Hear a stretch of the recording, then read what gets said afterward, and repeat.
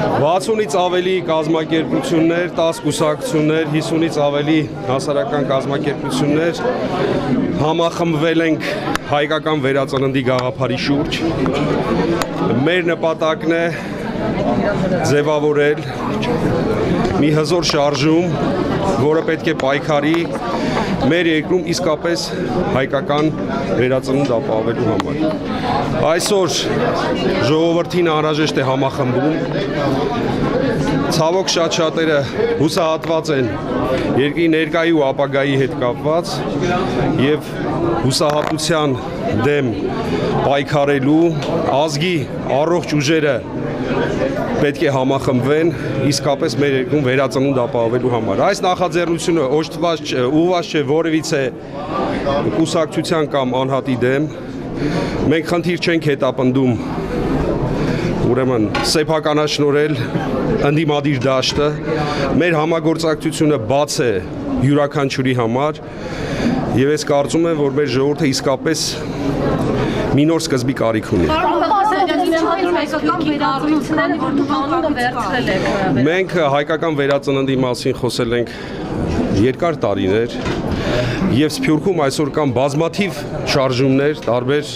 անուններով։ Ես վերջերս եմ իմացել, որ կա նման մի շարժում, որի գոյությունը մենք ողջունում ենք, որովհետև ողջ հայությունը պետք է համախմբվի հայկական վերածննդի գաղափարը կյանքի կոչելու համար։ Եվ մենք կոչ ենք անում բոլորին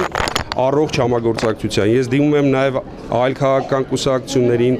այլ հասարակական կազմակերպություններին, ովքեր իսկապես մտահոգ են Հայաստանում ստեղծված իրավիճակով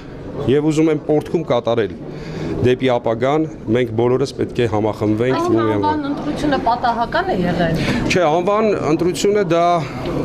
իմ երկար տարիների երազանքն է եղել եւ ես ուրախ եմ, որ 60-ից ավելի կազմակերպություններ ողջունել են դաշնակցությունը։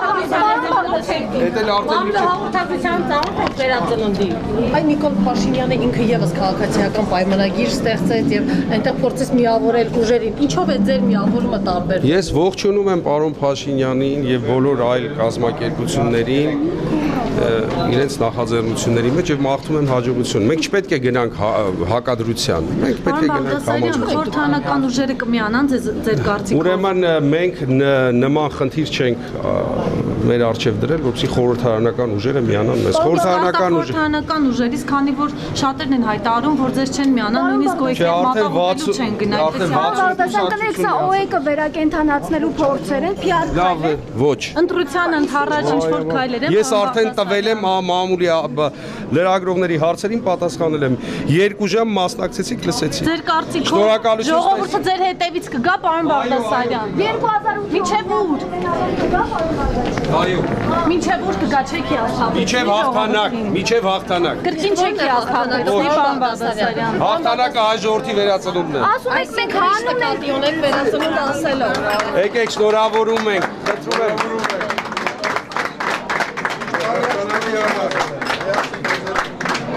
Պարոն Բաղդասարյան։ Լավ, դադարեցրեք անհարմար, էլի շնորհակալություն արդեն ավարտվել է։ Ախր մենք հարցեր ունենք ձեզ։ Ստեսյուն ձեզ, մամուլի ասուլիս կլին ձեզ կհրավիրեն կպատասխանեն։ Ուրա մեր մամուլի խոսնակին խնդրում եմ շնորհակալություն հայտնել լրագրողներին, կլինի մամուլի ասուլիս ձեզ շնորհավորելու։ Համեցեք մեր կազմակերպության։ Դուք տվեք, դուք ինքներդ այս սոցիալական ծանր վիճակում ապրում եք եւ ձեր ընտանիքների եւ ձեր ծանոթների համար ամեն ինչ անում եք։ Համեցեք։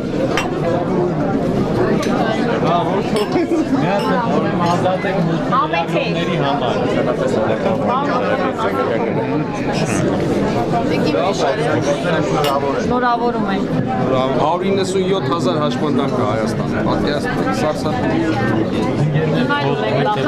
Եթե կարողանանք անցկացնել, մեծ աջակցություն կլինի,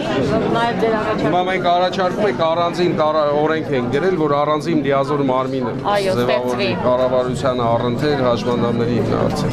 Բոլոր հարցերով, բոլոր հաշմանդամների լիազոր պետական մարմին, որը պետք է զբաղվի հաշմանդամների 5 հիմնախնդիրներով։ Տեսեք, ինչքան մանկուց հաշմանդամներ ունենք մենք, որոնք իսկապես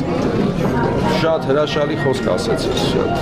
եւ պետք է այդ խնդիրներով զբաղվել։ Այսօրվա այն նպաստները, բաները, որ այսօր անհնար է, մարդը առողջ մարդիկ չեն կարող ապրել։ հաշմանդամները մանկուց հաշմանդամ։ Իսկ հնարավոր չի բոլորով միասին բոլոր ուժերին համախմբելով այդ եւ մյուս հարցերը լուծել։ Մենք համախմբման կողմնակից ենք։ Մենք բոլորին դիմում ենք համախմբման կոչով։ Մենք առաջարկում ենք ձերբազատվել ամեն մեկս մեր ամբիցիաներից, համախմբվել, ազգի խնդիրները լուծել։ Ոչ մեկի ուրեմն դրական նախաձեռնությունները չենք բնովում, չենք քննադատում։ Պարոն Փաշինյանի հետ համախմբել նա ձեզ շատ է քննադատել։ Կարող եք նրա հետ Հիմա դուք տեսեք նորից եւ մենք Նիկոլ Փաշինյանի հետ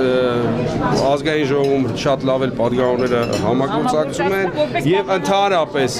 տաբուներ չկան։ Պետք է համագործակցել բոլորի հետ։ Պարոն Բաղդասարյան ասել է նաեւ Այո, քննադատություններ եղել են իմ հասցեին, մի մասը եղել է հիմնավոր, մի մասը եղել է անհիմն։ Բոլորս էլ ունեցել ենք մեր թերությունները, սխալները։ Հիմա մենք եկել ենք հիմա հետեւյալ մի եզրահանգման, որ ազգին անհրաժեշտ է համախմբում։ Կիրթ, գրագետ, բանիմաց մարդկանցով մենք պետք է կարողանանք համախմբվել եւ մեր հայրենիքը այս ծանր վիճակից դուրս բերել։ Պարոն Բաղդասարյան,